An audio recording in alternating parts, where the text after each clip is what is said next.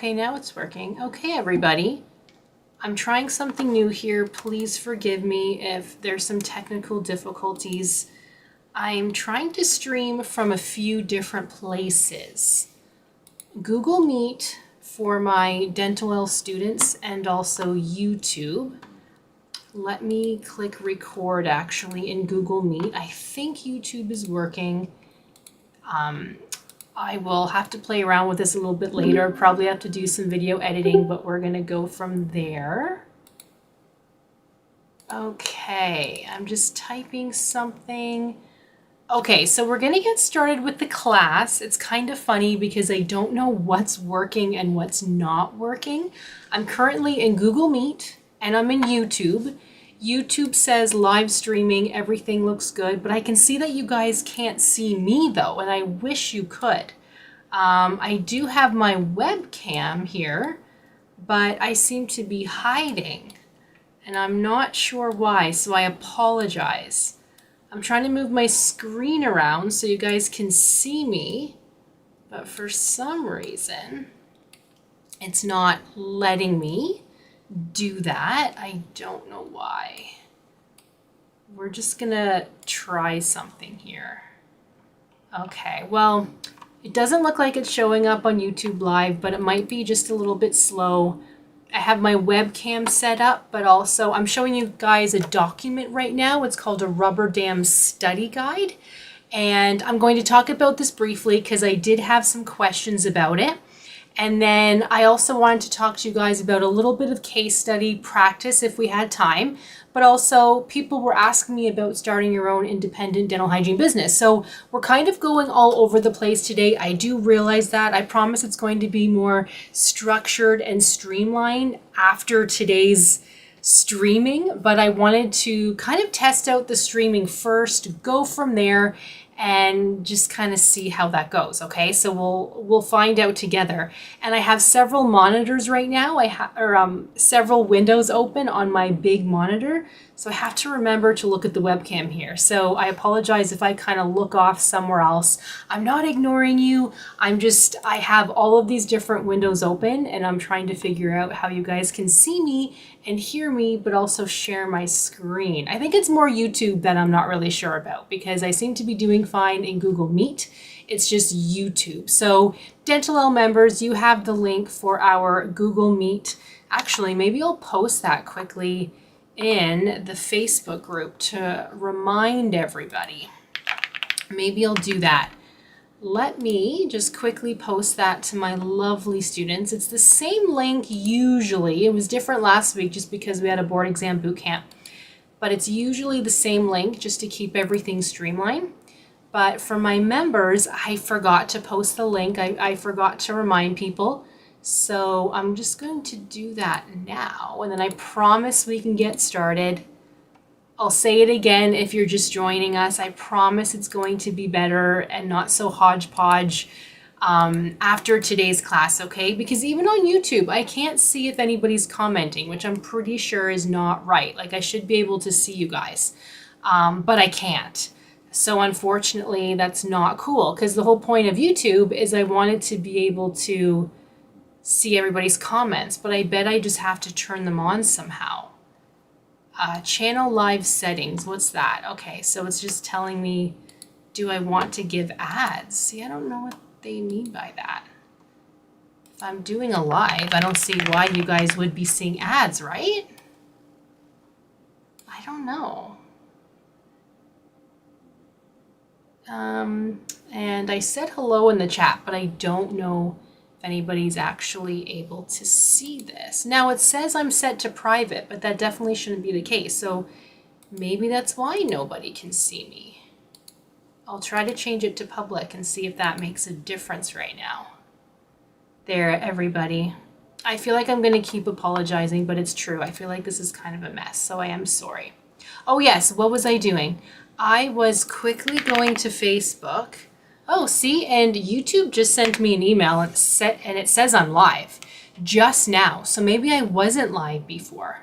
Well, if that's the case, we haven't gotten started anyway, really. I'm just typing for my members here of the Board Exam Boot Camp, the Board Exam Prep Academy, what our live class link is in Google Meet. But I guess they can see me on YouTube too, if this is working. I wish I could see everybody's comments because I know some of you are there. So I just can't see your comments. So if you are commenting, I am so sorry. I don't know why the comments aren't showing up. I do apologize. But I said hello. I said hello. Okay, I'm going to get started because what I want to do is, again, it's a hodgepodge of things today. I had students asking me to go through the rubber dam, so I'm going to quickly go through that. This is mainly for dental assisting students. Dental hygiene students, you don't have to worry about the rubber dam, but at the same time, when you're adding more, oh, sorry, you know what, you guys? Sorry, hold that thought. I am just making sure the link is open to everybody. Yes, it is. It says it is. I hope people can come in okay. Okay. Sorry, I'm not normally so scattered. But this is good for dental hygienists too, though, because adding another skill is always a good thing. You know, I started as a dental receptionist, dental assistant, and then dental hygienist. And even though we didn't focus on the rubber dam in dental hygiene school, the fact that I could help and place a rubber dam or take one off was a huge asset. So I'm going to be teaching a little bit about that today. Claudette, hello. Can you see and hear me okay? The first part I was just mentioning, I'm trying to stream on YouTube at the same time, which is so funny, and I don't even know if it's working, but I really wanted to make sure that our class on Google Meet was working okay. So if you don't mind typing in the chat box, just letting me know if you can see and hear me, that would be super cool. Now somebody else says that they can hear me, so that's wonderful, but that's the only comment I see. But you know what? I'm not even going to worry about it. I'm just going to teach the class. Oh, perfect. Yay. Claudette, I'm so happy. Good, good, good. So for those of you who are going to watch the recording afterwards, there's kind of a hodgepodge at the beginning where I was mentioning I'm trying to stream on YouTube at the same time. I don't know if it's working. And then I quickly remembered, oh my goodness, I forgot to send my Dentalelle members the link for today's class, even though it's always the same, but I like to remind everybody. So then I quickly did that, and I still don't know. Now, I'm curious, you guys, since we do have some members with us, can you guys go to my YouTube channel? Can you see if I'm live? Because it says I'm live, and I'm just curious if I actually am. Jessica, hello. Laura, hello. Mamada, hello. It's nice to see you guys. So I'm sorry, this recording, when you guys watch it later, I repeat myself a couple times, but I'm just so scattered. Like I have all these different screens on my monitors right now, and it's kind of overwhelming, and I just wanted to make sure it was working. But even if it's not, oh well, we'll figure things out. Back at it. So what I wanted to do today, it's kind of a mix of things. I want to briefly go over the rubber dam because I've actually had a lot of questions about this. You do have a brief study guide in your membership course on the rubber dam, but no, it's not that detailed. So I've kind of added on to it because I've been getting a lot of questions. Claudette, I am live on YouTube. Laura, oh my goodness, good to know. It's so funny because it says I'm live, but nothing shows up. So I wasn't sure. So thank you. I do appreciate that. It's a learning curve. So we're going to go over the rubber dam, and then I want to also go over some case studies and also some questions if anybody has any questions. So this is definitely more of a hodgepodge type of class, probably the most hodgepodge type of class that I've ever had, just because I'm trying to figure out streaming in different areas. But for my Dentalelle members, there will be 2 more classes this week. What did I say it was? Did I say Tuesday and Thursday? Or was it Friday? It was, oh my gosh, Wednesday and Friday. So there will be another one Wednesday and then another one Friday where I'm just going to go over those case studies that we talked about, just going over questions and answers and talking about critical thinking. And then of course, it's a question and answer as well for if you have any questions. The YouTube streaming, I'm just kind of testing something out. I'm going to go live on YouTube probably once a month. That's it. But that's a great time for not just members, but anybody. If they have any dental questions, anything, I can answer people live. I'm just doing it today because it's the first day of the month. So I think that's kind of a good time to start with the YouTube lives, like for everybody. But that won't always be the case for our membership classes. And Laura, good question. So it is 11 a.m. Central Time on, what did I say, Wednesdays and Fridays this month. The days might change per month because it kind of depends on when I'm seeing patients as well. But now that I'm booking out in advance, then we'll have a more streamlined time. But yes, it's going to be in the afternoons because I wanted to be able to come on live more often and give you guys more videos, because a lot of students are saying that they learn better listening to me teach you, and I wanted to be able to do that more. So instead of me just teaching a topic and having nobody ask questions at the same time if they wanted to, it's kind of like me pre-recording videos and then uploading them. But in this case, I wanted to do the videos. I'm obviously going to record them, but I'm giving you guys the times that I'm going to be teaching these topics. So that way, if you're available, you can come on live and ask me questions and listen to me teaching you live at the same time. But if you can't come on live, that's okay, because these videos are going to be recorded and I'm going to upload them as soon as possible so you can watch them on your own time. So I'm actually very excited about this because I'm always looking for ways to do bigger and better for my students where I can help you as much as possible. So things are kind of shifting a little bit, but of course, you guys, if there's any questions, just let me know anytime. It's all going to come together for the better. Jessica, actually, I think you were the one saying you actually prefer the study guide files. So you prefer the PDF study guides. The videos are a little bit confusing for you. So what I'm also doing with every video, there's going to be a study guide now. So that way you can decide to look at the study guide and the video, or just look at the study guide. So it's going to be up to you. So I think that's perfect. So, you're probably not the only one who prefers the study guides. You might be, you might think you're the only one, but you're not. I don't really know the percentage, but students either tell me like, oh no, like I prefer the videos, I learn better. But then some also say, well, actually I prefer the study guides. Can you have more of those? And then some students say they like them both. But whereas before I would focus just on the videos, or I would focus just on the study guides, but I wasn't really combining them together. So now things are changing because I appreciate everybody's feedback, and you will have the best of both worlds. So it's going to be awesome. I'm excited. And I also try to think of when I was a student, what would have worked for me? Like what would I have preferred? And I would have loved to go to live classes because it's kind of like I'm forcing you to study. If you come to the live classes, I'm teaching you and I'm like forcing you to learn, It's not just you having to rely on self-studying, but it's going to be a little bit of both. Okay, sorry, I'm like rambling on. But if anybody has any questions though, at any point of our class today, just type in the chat box anytime.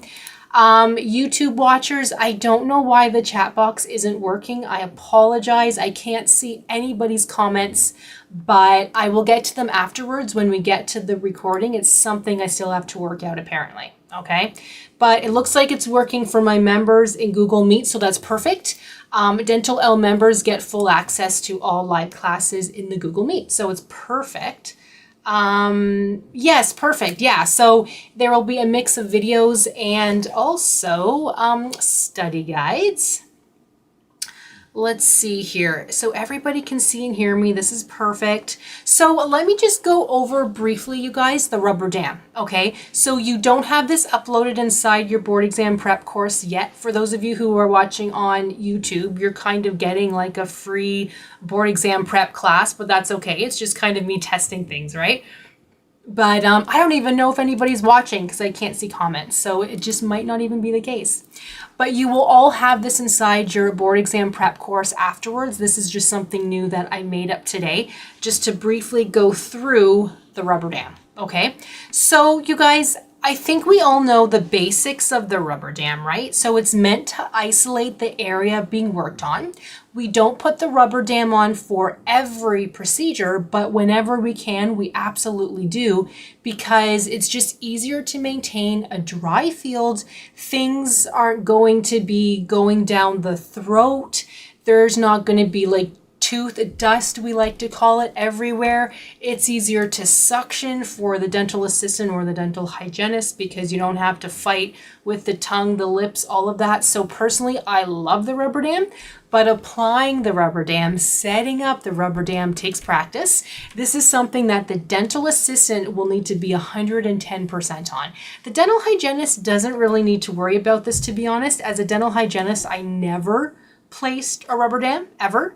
But as a dental assistant, I did like 20 times a day. So you definitely have to know this.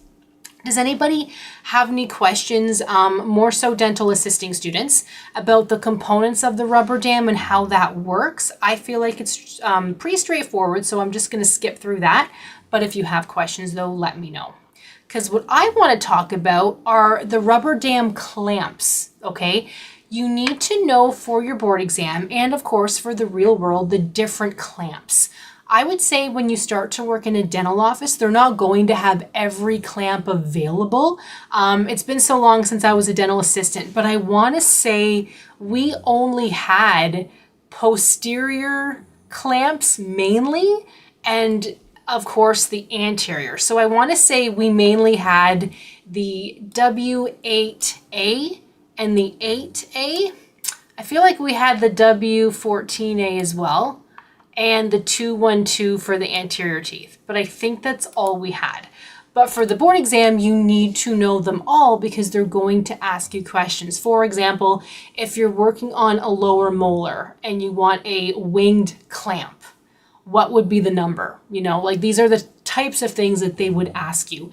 If you're working on an anterior tooth and you need a butterfly clamp, what number is that? Or you have number 14. What is this used for and what tooth is it for? These are the types of things they're going to ask you. Of course, more complicated questions. I just kind of thought of those quickly here. Now, sorry guys, I'm getting an error message, but is it actually an error message? Everybody can still see and hear me okay, right? Oh my goodness, talking about an error message. VIP members watching recordings. Oh my God, apparently 2 videos that I had uploaded on Friday talking about radiography.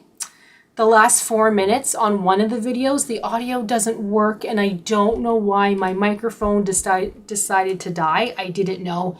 I'm fixing those.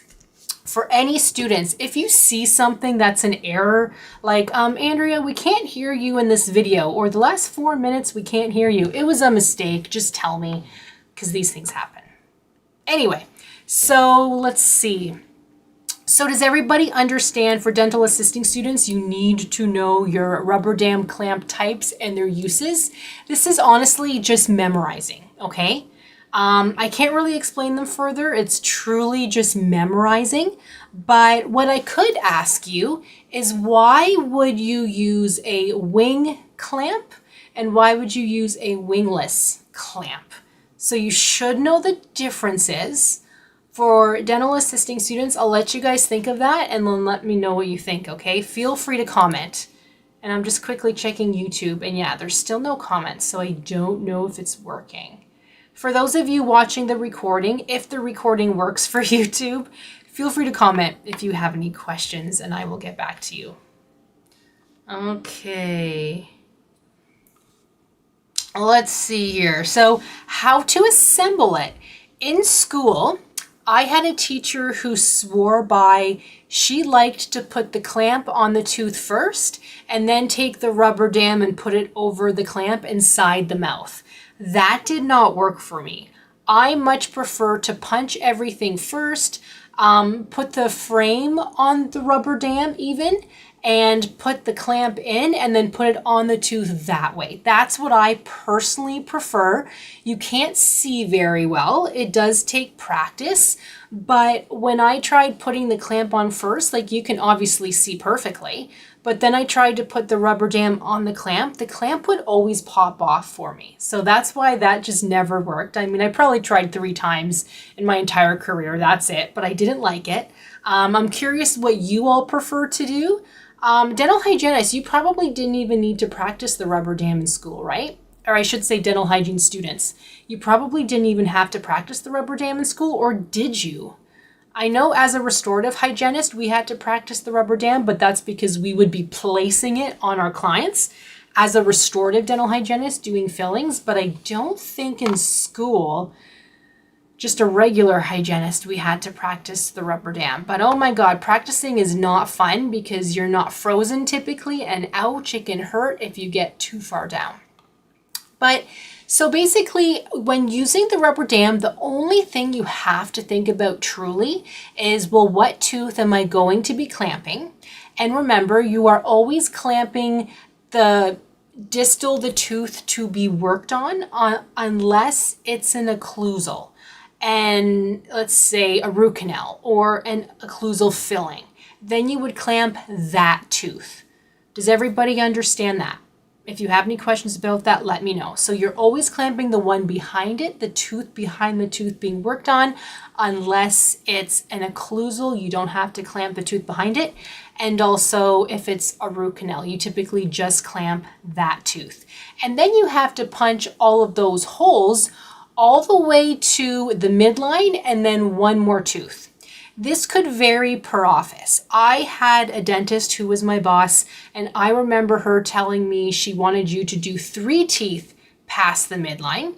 I had another one tell me you just have to punch the teeth to the midline. You don't have to go over. So there will be some differences there, but that's kind of how they want you to know for the board exam, is clamp the tooth distal to be working on and then go over to the midline and probably 1 or 2 more after that. So you would, let's say you're assembling the rubber dam first. You would assemble the rubber dam, punch the holes. In the real world, we just use the same holes for every tooth. But what I'm going to be going over in a second, which I can kind of show you if you like, is you want to be using different size holes for different teeth. So anteriors are typically smaller than molars, so you're going to be looking at different hole sizes, but you also have to remember the spacing and look inside the mouth because anatomy might be a little bit off, right? If they have a premolar that's tipped lingually, well, you might want to punch that hole a little more lingually, but make sure there's enough space between the holes, where if there's not enough space, then there's no septum, we like to call it, in between the holes, and then it rips. If the rubber dam rips, what does that mean? It means saliva can get through, so there's no point. So you need to leave enough space between the holes, but not too big of a gap where when you go to put the holes on the teeth, it doesn't match up. I know, there's a fine line, right? But basically, how to assemble it is you either choose if you want the clamp on first, or you want to assemble the rubber dam outside of the mouth and then put the clamp on. But then you would simply line up, I guess, the holes where the teeth are supposed to go. Take out the dental floss.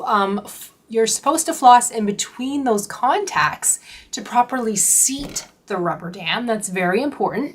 And double check the clamp to make sure it's nice and strong to the tooth. I say get the dentist right away, bring them in there so you can start the procedure, because no patient loves the rubber dam. No patient says, I can't wait to have this big thing over my mouth so I can't breathe. I mean, they can breathe, but it's this big latex rubber thing, right? That's on their mouth.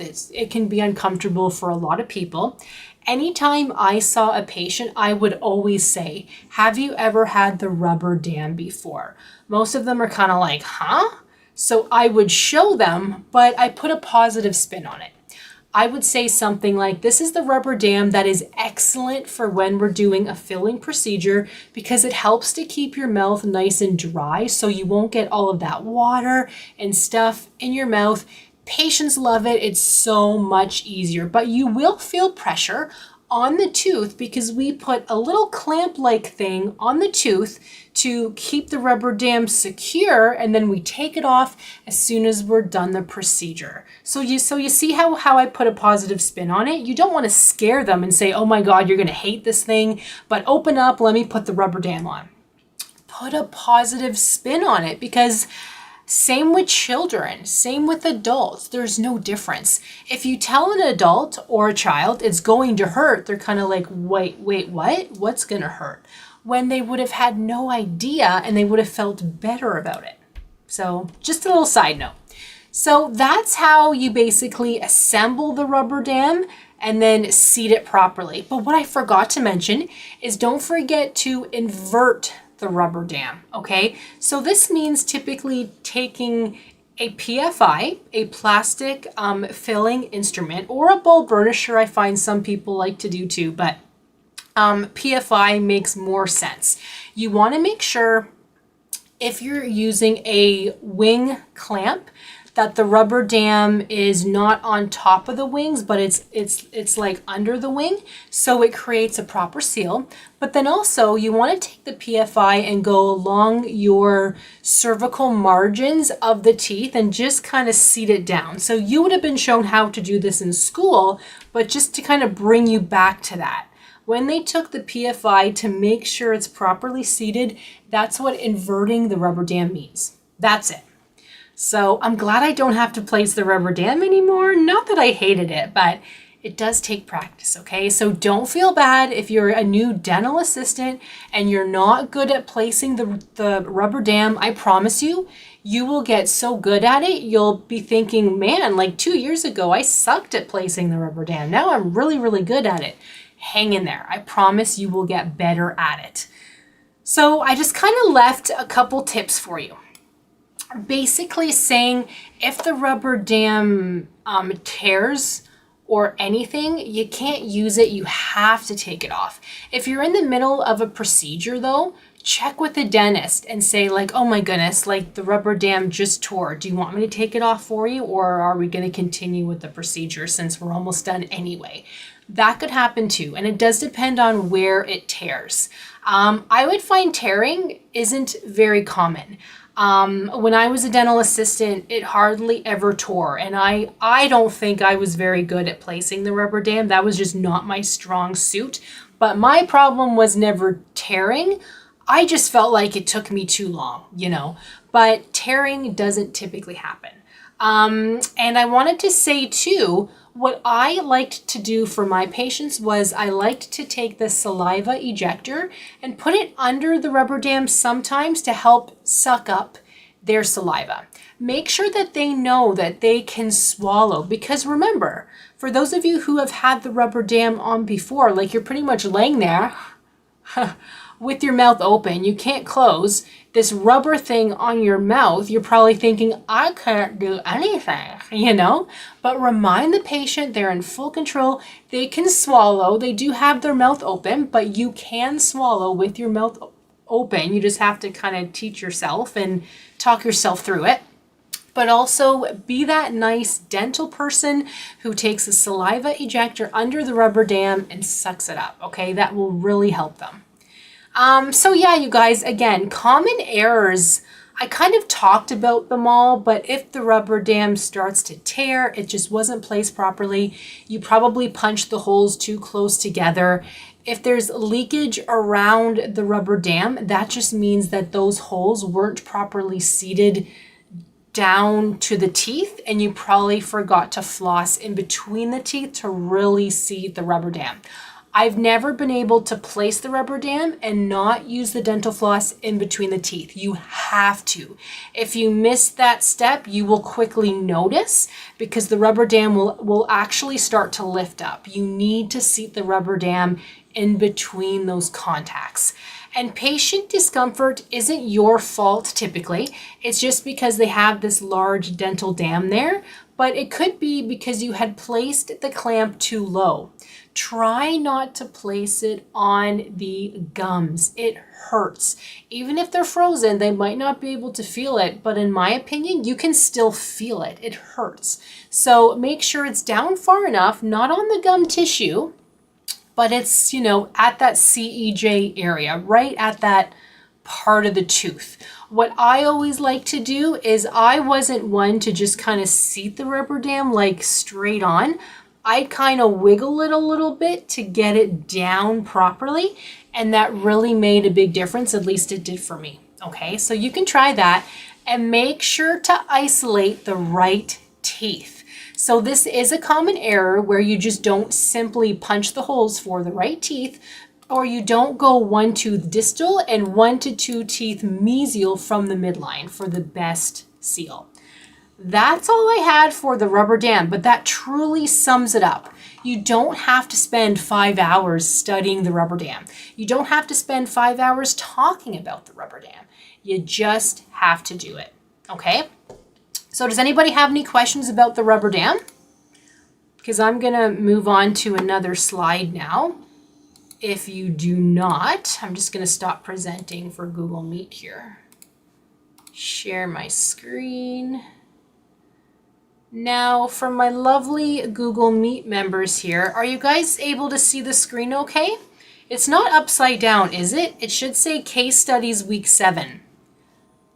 Okay, good. Marlita, hello, welcome. Judy, hello, it's nice to see you. Sorry I didn't say hi to you at first. I think I missed you there. Wonderful. Perfect. So no questions, you guys, about the rubber dam. You're okay? And again, YouTube still says I'm live, so that's good. No comments or anything, so I hope I did this right. Okay. Are you guys ready to go over some case studies maybe? Because we'll go over, how about a few case studies for week 7. So for those of you who are following along, we were currently at week 7 for the Board Exam Prep Academy, and there's a lot to go over in week 7. We're going to go over a few case studies, some case studies practice, and then we're also going to talk briefly at the end about your own independent dental hygiene practice, because I did have some questions about that.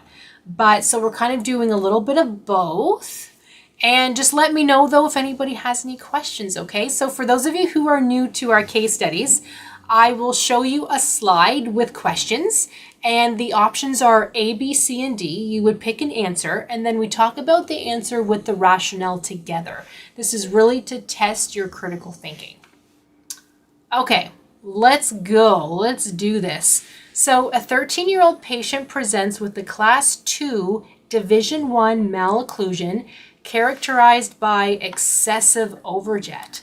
Which orthodontic appliance is most appropriate to correct this issue during the active growth phase? I apologize. I don't know why the formatting is so funny. There we go. Laura, you're nice and fast. Look at you. Oh, and another thing that I'd like to mention to my members, has anybody heard of Anki? ANKI for a flashcard practice.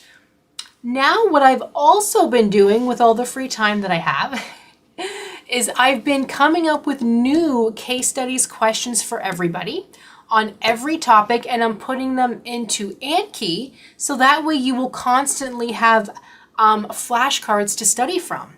And what I like about it is you can use it on your phone. Has anybody heard of that? Because I had not, but apparently it's very popular for dental students and med students. Laura, you were making your own flashcards. Well, good for you. That's awesome. Well, I've been practicing with it. Again, another learning curve. Maybe it's just because I'm old and I've been doing this for 22 years, so learning something new takes me twice as long. But it's really, really neat. So I will be getting those together too. I was doing some radiography last week, so I was working on some radiography questions. So good. I hope you guys like that. that will be ready, so stay tuned. Okay guys, sorry, again, I'm just getting off into a tangent here. So this one, there we go. What? Sorry, what's going on here? Why is this formatting so weird? I'm telling you. Let me read this question. Okay. So I see what you guys were thinking here. Let me give you the rationale and then we're going to talk about it. Whoops. Oh, I don't have the rationale. What is going on? I normally do. Okay. So let's talk about this first. So class 2, division 1. So they have a protruded bite. So excessive overjet. Which orthodontic appliance is most appropriate to correct this issue during the active growth stage? So the palatal expander, what that does, and I think most of you pick that, the palatal expander goes in the palate. And what it does is it actually expands the palate over time. It's not typically for a class 2. It would be for, how do I explain this? If somebody has a really small mouth, which you could with a class 2, but it's more for a small mouth, but also their teeth are kind of too big. So you have to expand things first before you go through ortho. This functional appliance, such as a Herbst appliance, I hope I'm pronouncing that properly because I don't work in ortho. This is something that is given to, I would say, early teens, so a 13-year-old, but sometimes with children too, and this is exactly what it does. It just helps to bring those teeth they're so excessively forward that they kind of need to spread out a little bit, so that's what that appliance does. But you need more than that appliance. This is just something to get them started. So for ortho, make sure you know the different appliances, but having that said, they don't talk about ortho a lot on the board exam. They might ask you 2 questions, which is why I briefly go through it. I personally have not worked in an orthodontic office, so I'm not even the best person to ask you. I just learn it because I teach it for the board exam. But they might have 2 questions, if that, on the board exam, so don't worry too much. What I want you guys to really focus on are the different classifications, what they mean, and briefly how to fix it. So we'll go through more here. So let's go through a few more. A patient has an anterior crossbite caused by a class 3 skeletal relationship. What is the likely long-term orthodontic challenge if the condition is not treated early? So I'll let you guys think about that for a moment here. Let's see.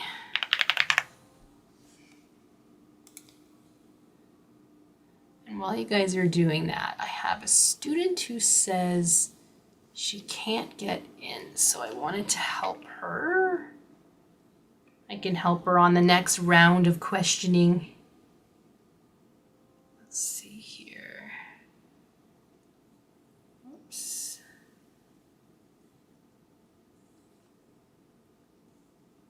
Let's see. Okay.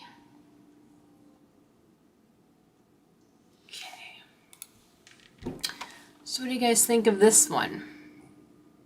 We'll talk about this one too. So again, they have an anterior crossbite. Remember what that means though. What does crossbite mean? By a class 3 skeletal relationship. So a class 3 means their bottom is pushed outward, and crossbites mean their maxillary is kind of going into the mandibular teeth, right? Not the other way around, where the maxillary should always be overlapping the lingual. What is the likely long-term orthodontic challenge if this condition is not treated early? A class 3 should always be treated. Oh my goodness, I can't even imagine. So a lot can actually happen, but the best answer here is increased difficulty in achieving proper occlusion due to growth patterns. Like honestly, anything can happen. There's going to be crowding. There's going to be all kinds of problems.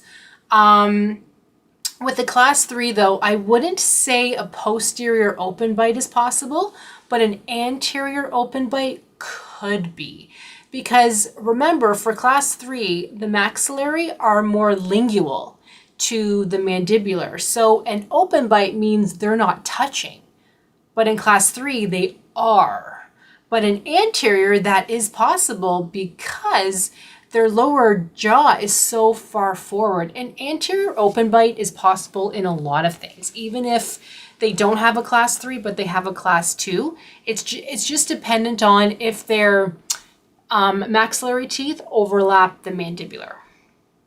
But I think you guys got that right. Anyway, of course, they're not going to relapse to a normal occlusion. Well, that would be nice, but if it's not treated, that's not going to happen, right? Okay, next one.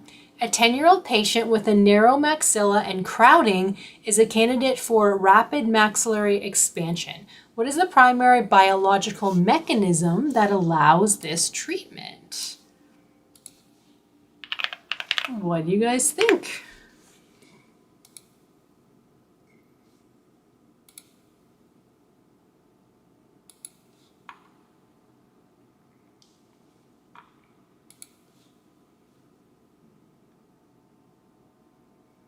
Might be a thinker.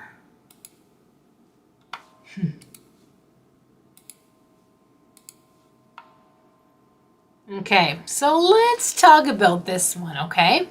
So, I mean, we talk about all of them, but this one is a thinker. So, a 10-year-old patient with a narrow maxilla and crowding. So, what does a narrow maxilla mean? It means their arch is very narrow. So, they would benefit from that palatal expander possibly, right? And crowding. So, their teeth are crowded. They are a candidate for rapid maxillary expansion. So, that's kind of what they're talking about. What is the primary biological mechanism that allows this treatment? So this is saying when a palatal expander, I mean, they didn't say a palatal expander is being used, but they said rapid maxillary expansion. That's the best way to do it. They're saying what is happening anatomy-wise, the biological mechanism that allows for that palatal expander or whatever it is to expand the palate, how is that working? So I mean, I could have thought of that too. Like maybe that means when you expand something, you're taking the bone away, but then hopefully it's building back up. So you're not just left with, this palate that is moving too much and just isn't working and isn't hard enough, right? But then separation of the mid-palatal suture is the best answer because that's actually what it's doing. They're helping to separate that mid-palatal suture to allow for the expansion. Resorption of the periodontal ligament fibers, well, that we don't want that. We don't want those fibers to resorb. Technically, in ortho, you have to remember, and I've talked about this before, in order for the teeth to move, they actually have to take the bone away. The teeth are moved with braces, and then in time, the bone is built back up to protect those teeth in its new position. Okay? So technically, everything's being destroyed, moved, and then built back up again. But the periodontal ligament fibers, well, that's looking too much into it. That's not what's allowing the palate to expand. Maybe when you're talking about other teeth, but it's also including the bone. But we're talking about the palate now. And intrusion of molars, well, that's just not the case. So I can see why some of you might have picked A, because in ortho, you always have to think about the osteoblast and the osteoclast activity, like what's happening, right? But the best answer here is the separation of the mid-palatal suture because they want you to know the mid-palatal suture is in the maxillary, specific to the maxillary here. I think because they mentioned the maxilla a couple times. The mid-palatal suture isn't in the mandible. It's in the maxillary because that's where we have our palate. So the best answer to really set it aside, that's the best one, would be B. So does that make sense? A isn't wrong, but we need to be really specific here, and B is more correct. Let me know if there's any questions about that one. Next one. After completing active ortho treatment, a patient is instructed to wear a retainer. Aha, I like this. Why is retention necessary? So I'll give you guys a moment to think of that one. Why do we ask people to wear the retainer? That's one way to think about it.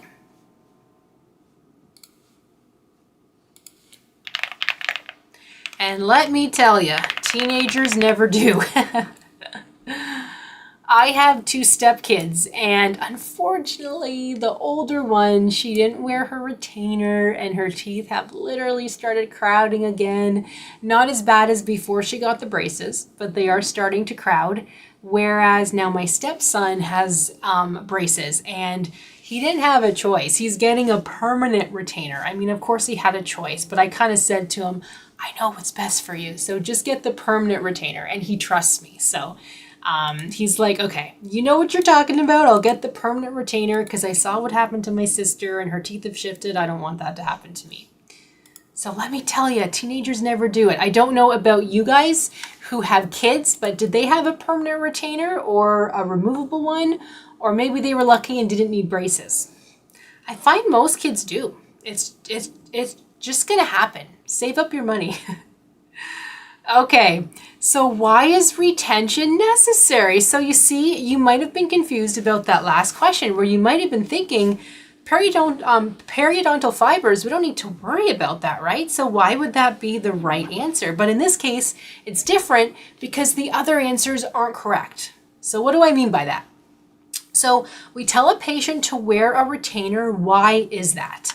To ensure complete closure of the midline diastemas, that's not the answer because they should be closed anyway. Them wearing a retainer isn't going to move things even more unless you get Invisalign. Just a regular retainer though, it just keeps things the way they are. It doesn't move things. So A is not the case. B, to prevent immediate relapse caused by growth changes isn't wrong, but it's not really immediate, so that wouldn't be the best answer. It can happen in 2 days, literally. It can happen in 2 years. And it's not really, I don't want to say it's not growth changes because we're always at that age. We're growing, but it's more about your teeth have a memory and they're going to want to try to shift back to where they were before. Not exactly how they were before, but they always shift a little bit. They do. We can't tell, but they are shifting a little bit. So they try to go back the way they were. It's not because we're growing, but we are. It's not because we're growing, but it's because our teeth have a memory. So that's why B is not the most correct.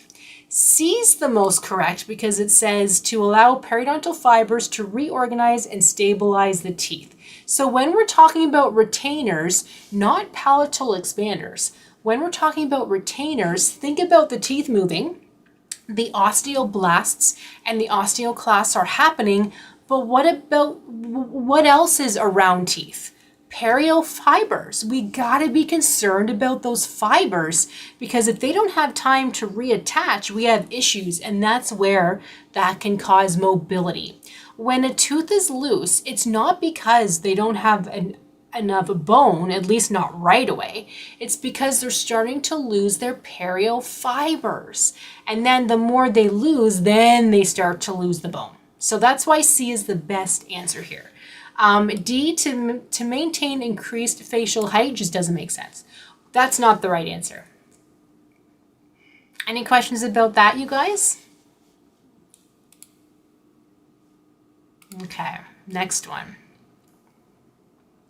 A 15-year-old patient presents with dental midline discrepancy. What could be a likely contributing factor? What do you guys think?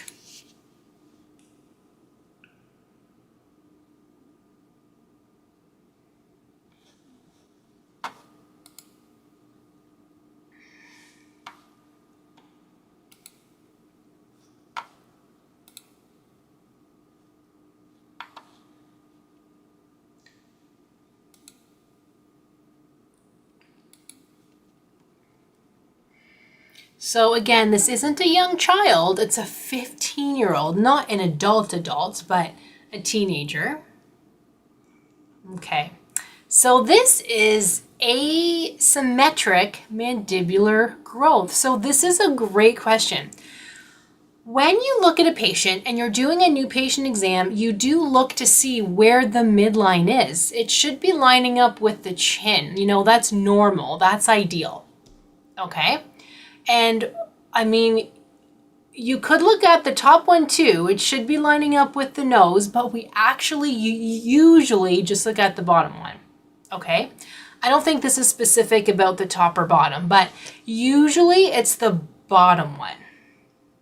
Usually, but it could be both.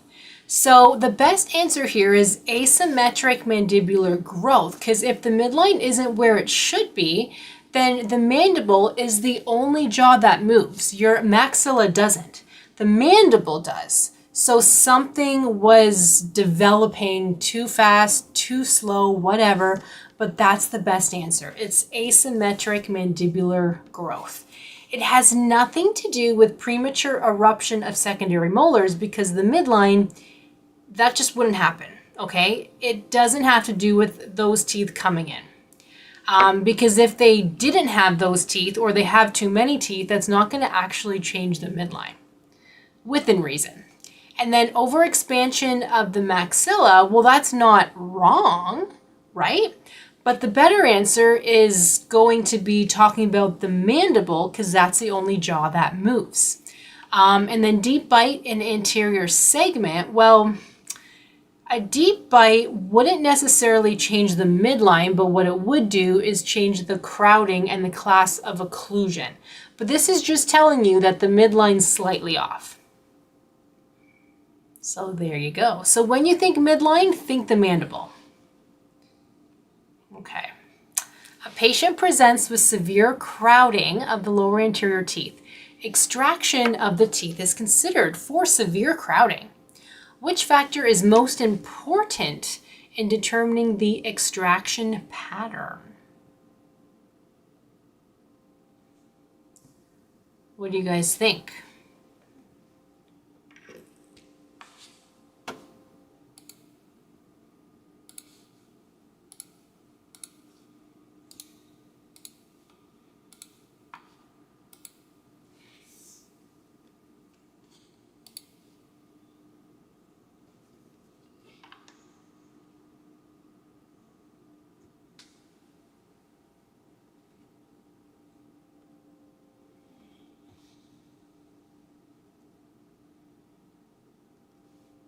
Okay.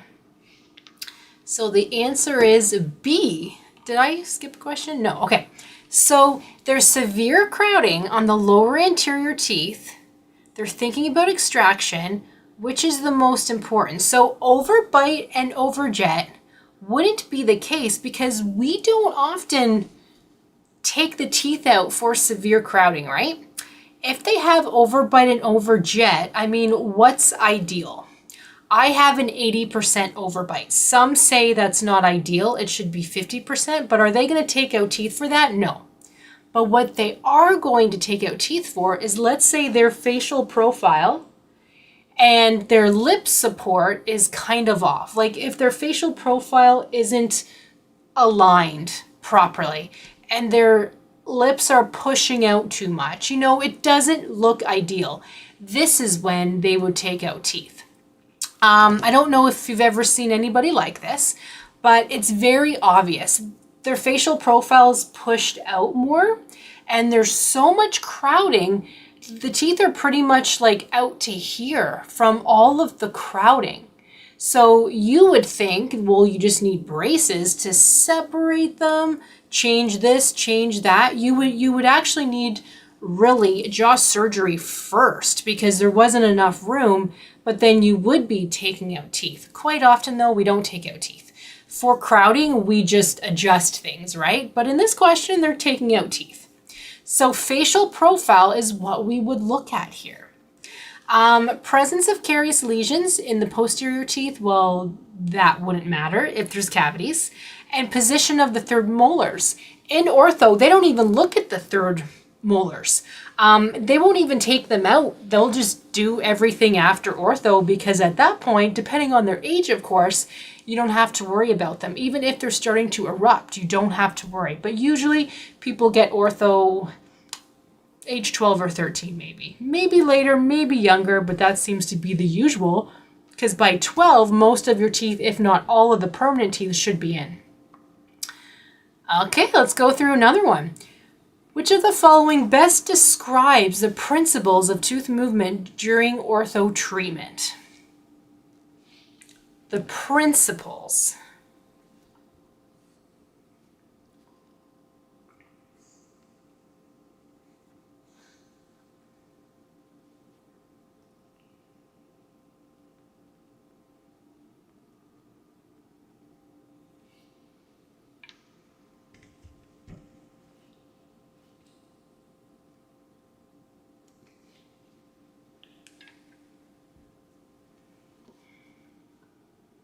Okay, so yes, we're basically looking at A, because what do we think about when it comes to ortho? Again, I've probably said it many, many times, but we have to think about the tooth movement. How does that happen? Osteoclasts, taking away the bone, and then osteoblasts, building it back up.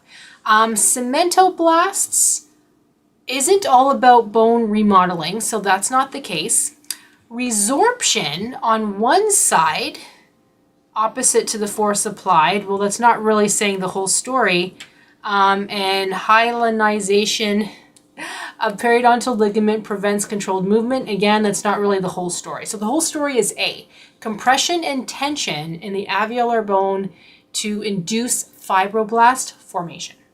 Things are happening, things are building back up, because in ortho, if the teeth are moved too fast, the teeth can literally just fall out because they haven't had a chance to build back yet. Those cells, the bone, all of that come together again, haven't had a chance to build back up. That's an extreme case. What could happen, and is more realistic, is when you take an x-ray and there's internal resorption. So things are starting to resorb. You can't see it, but in the x-ray it's happening because the teeth were moved too fast. This is why ortho takes such a long time, because you don't want to go too fast. Let's go through, oh my gosh, time goes by so fast. How many more questions do we have actually? Let me just double check. Okay, so not too bad. Not too bad. Let's just finish these up. Just a few more left. Oh no, did I give you guys the answer for this one? Oh. You know what? It's because I took this out on purpose. Ignore that. Okay. A 12-year-old patient in mixed dentition presents with anterior open bite caused by tongue thrusting. What is the best clinical approach? Tongue thrusting.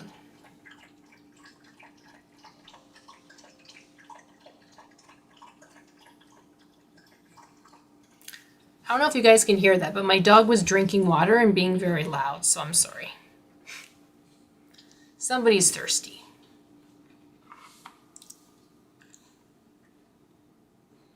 Again, this is more for if you work in an orthodontic office, like you wouldn't just know this in a general dental practice, but for the board exam, just in case. So for a 12-year-old patient, mixed dentition, anterior open bite caused by tongue thrusting, it's so common. They would place a tongue crib and monitor for relapse. So this just kind of helps things. It's a 12-year-old. If this is the only issue, you might not do anything else if that solves the problem, but typically you will need full ortho as well. Okay. But I think everybody got that right, so I'm just going to move on, but just let me know if any questions. A patient presents with multiple proximal carious lesions and malaligned teeth. What factor is the most critical when determining the sequence of treatment? What do you guys think?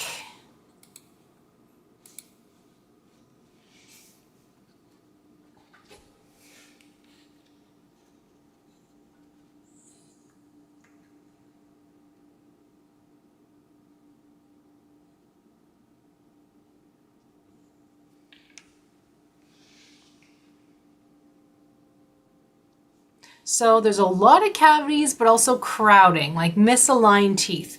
Are the cavities caused by the crowding? We don't know. It doesn't say. It's very vague. So it would depend on yes. So it would depend on how these cavities are. If they have like a very deep cavity, a big hole in many teeth, clearly the crowding is causing a problem. I mean, it's probably causing a problem anyway. It says multiple proximal carious lesions. So they're all in between the teeth. The teeth are misaligned, so they're probably having a hard time cleaning the teeth. And yes, Laura, exactly. You wouldn't just put on ortho or do ortho or book an orthodontist appointment. You need to take care of the cavities first before you put ortho on. Because once braces are on, you can't just fix cavities. Like you can't just take away the ortho. It's going to be in the way. You have to wait until it's completed. So you would fix the cavities first. Oral hygiene, explain to the patient they need to do better. But yes, you're absolutely right. Now, a patient with orthodontic brackets presents with a carious lesion on the buccal surface of a molar. Which treatment approach is most appropriate? A, B, C, or D?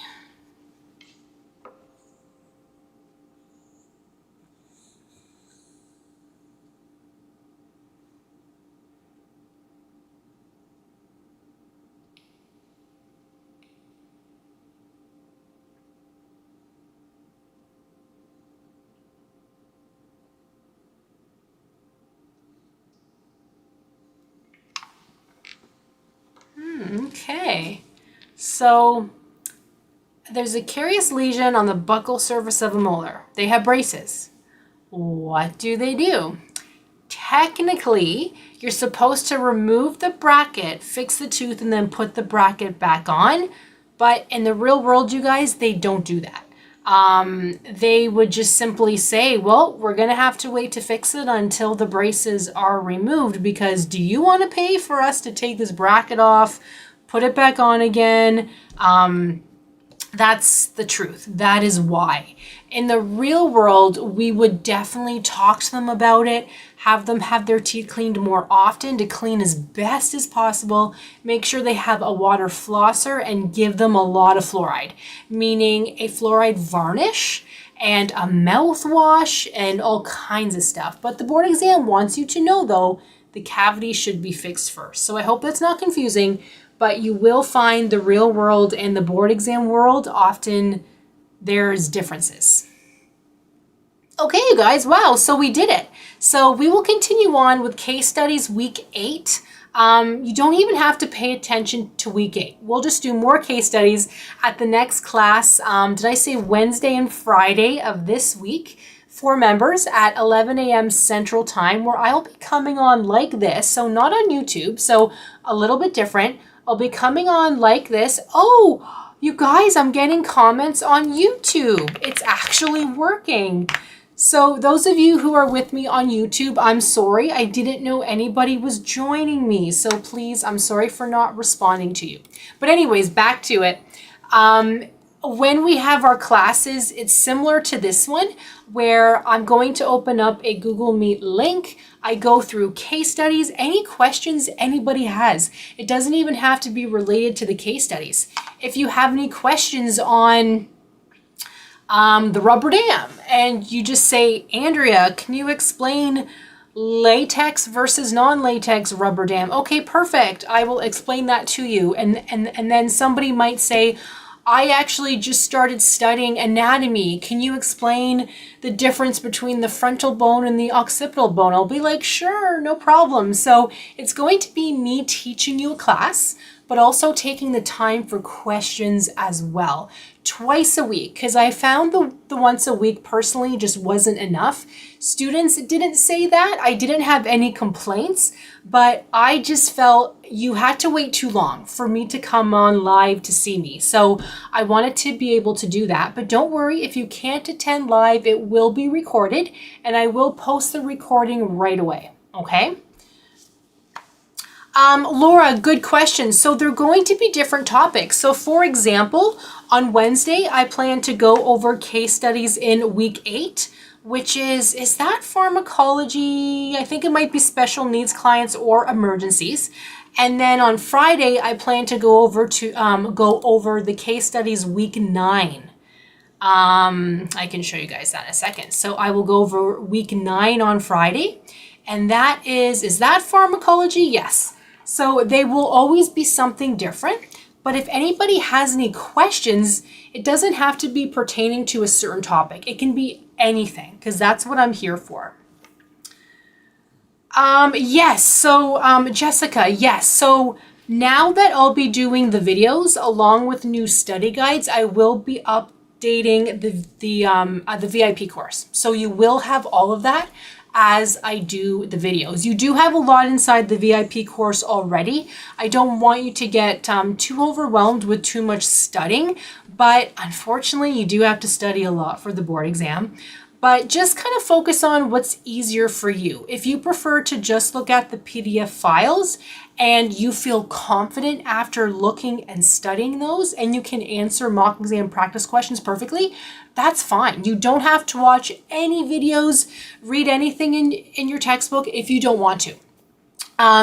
But other students might prefer to watch the videos because they don't want to read so much. And if you only look at the videos, that's fine too, as long as you can go now to the mock exam practice questions and you get a good mark. If you get 0 out of 100, well, that's not very good and you're not learning.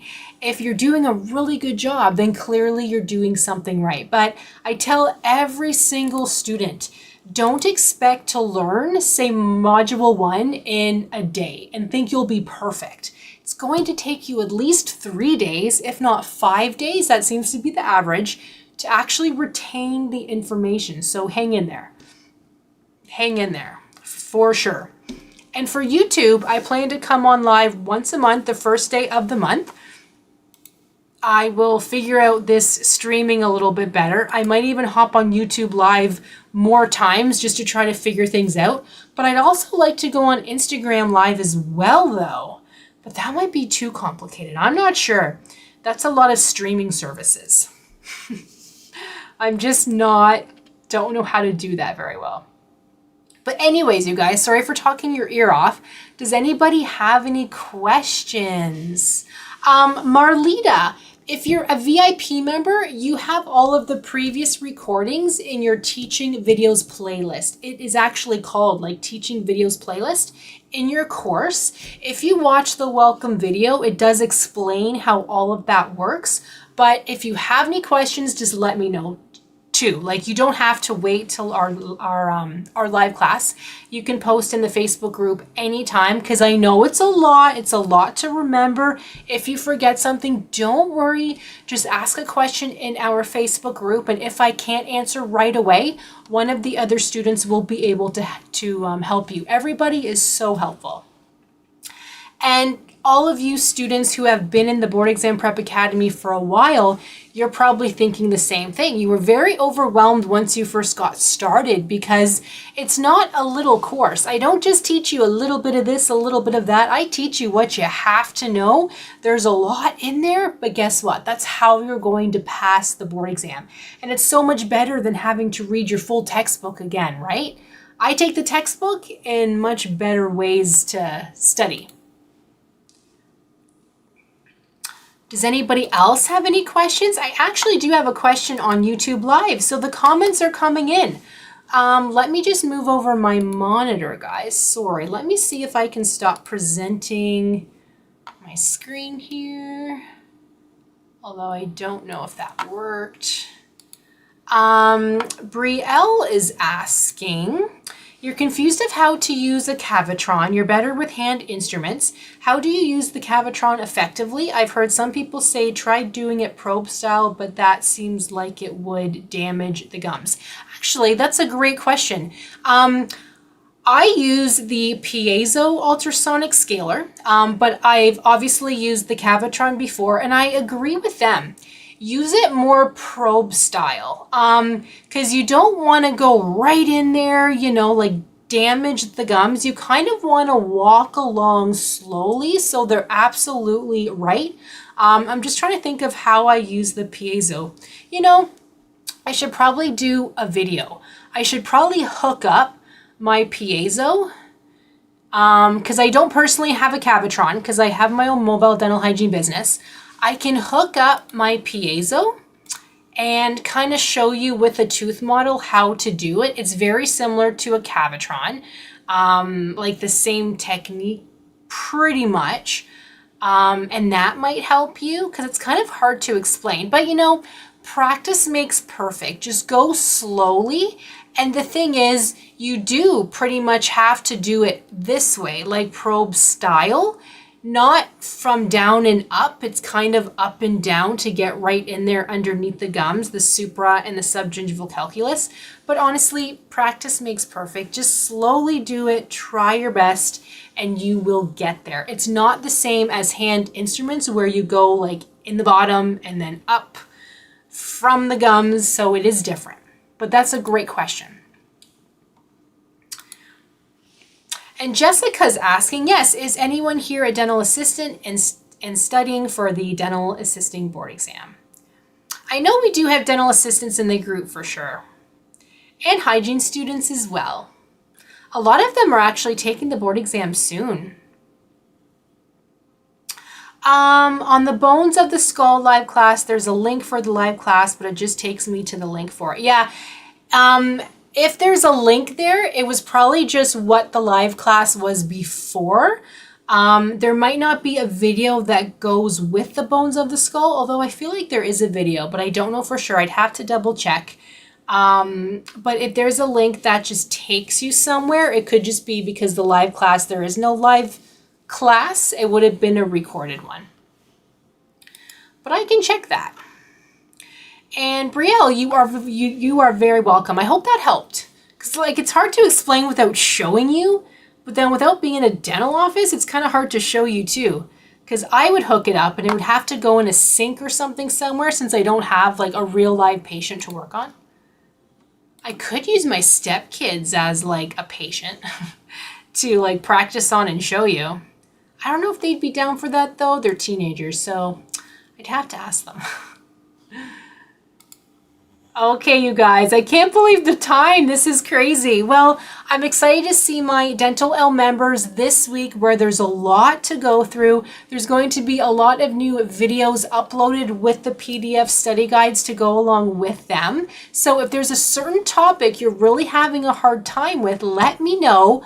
I know the mock exam, the rubber dam was actually hard for a few students. So I do hope this helped. I will be uploading that PDF file tomorrow for the rubber dam, so you guys will have that.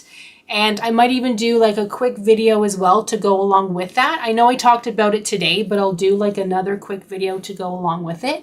And in the meantime, I'll keep on trying out this YouTube live, but I don't know if I love trying to stream things at the same time. I think I would just prefer to do the class twice. Like I just feel like there's too many monitors, too much happening. But maybe that's just old school me. I need to learn. But thank you guys for coming. Have a really good night. If you need anything, let me know anytime. You know you can always reach out to me. And I hope to see you guys for our live class on Wednesdays and Fridays, 11 a.m. Central Time. But if you can't for the Dentalelle members, don't worry.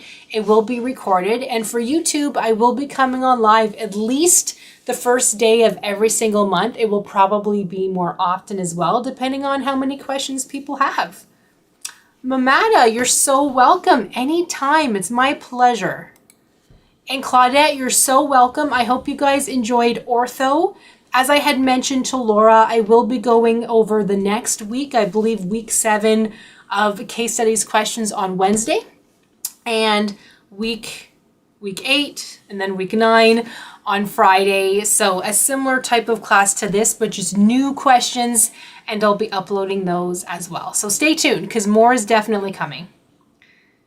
Thank you guys again. Thank you. It is so nice to see everybody live. I love that. I think that's so much fun. Have a great Sunday, you guys. Enjoy, and happy June 1st. It's crazy. Crazy, crazy. Thank you guys. Bye for now.